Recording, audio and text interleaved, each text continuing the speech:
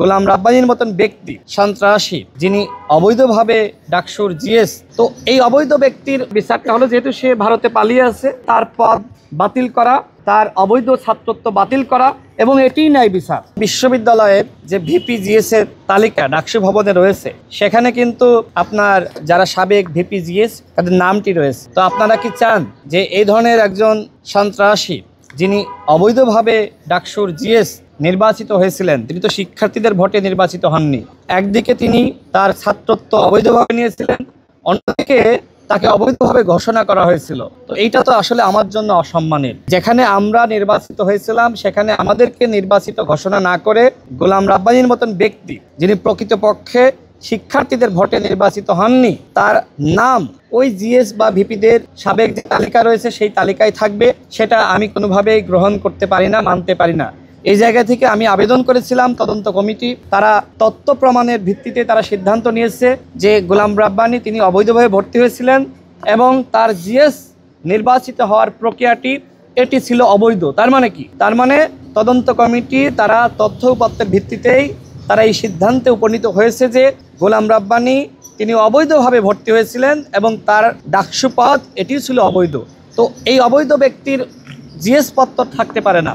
বিশ্ববিদ্যালয়ের প্রশাসনের কাছে আমি অনুরোধ জানিয়েছিলাম, আমি আমার অভিযোগ দিয়েছিলাম, আমরা যারা প্রকৃতপক্ষে নির্বাচিত হয়েছিলাম, শিক্ষার্থীরা আমাদেরকে মূল্যায়ন করেছিল, আজকে যদি সঠিক ন্যায় বিচার আমরা না পাই, তাহলে শিক্ষার্থীরা আমাদের যে ম্যান্ডেট দিয়েছিল, শিক্ষার্থীদের সাথে এক ধরনের প্রতারণা করা হবে।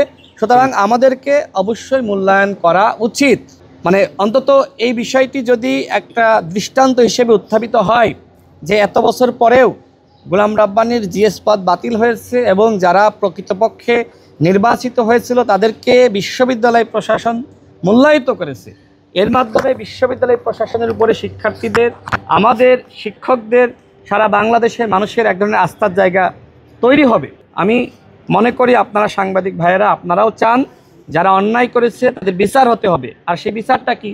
যেহেতু অবৈধভাবে গোলাম রাব্বানী ডাকসুর জিএস নির্বাচিত হয়েছিল, সেক্ষেত্রে তার বিচারটা হলো, যেহেতু সে ভারতে পালিয়ে আছে, বিচারটা হলো যে তার পদ বাতিল করা, তার অবৈধ ছাত্রত্ব বাতিল করা, এবং এটিই ন্যায় বিচার। ন্যায় বিচারটা হবে যে গোলাম রাব্বানীকে একদিকে তার পানিশমেন্ট দেওয়া হবে ছাত্রত্ব বাতিল করার মাধ্যমে, তার জিএস পদ বাতিল করার মাধ্যমে, এবং আমরা যারা ভুক্তভোগী ছিলাম আমাদেরকে মূল্যায়িত করার মধ্য দিয়েই ন্যায় বিচারটা নিশ্চিত হবে। আর আমাদেরকে যদি মূল্যায়িত না করে, আমি অভিযোগ কেন দিয়েছিলাম? আমি তো অভিযোগ শুধুমাত্র তার ছাত্রত্ব বাতিল হবে সেজন্য না, আমার সেখানে স্পষ্টভাবে উল্লেখ করা ছিল যে সে অনিয়ম করে ডাকসুতে নির্বাচিত হয়েছে এবং তিনি প্রকৃতপক্ষে নির্বাচিত হননি।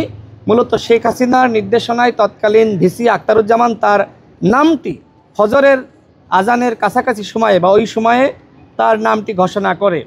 তো আমাদেরকে বঞ্চিত করা হয়েছে। তো এখন আমরা কি মূল্যায়ন পাবো না? সেই মূল্যায়নের জন্যই আমি বিশ্ববিদ্যালয় প্রশাসনের কাছে আমি দাবি জানিয়েছি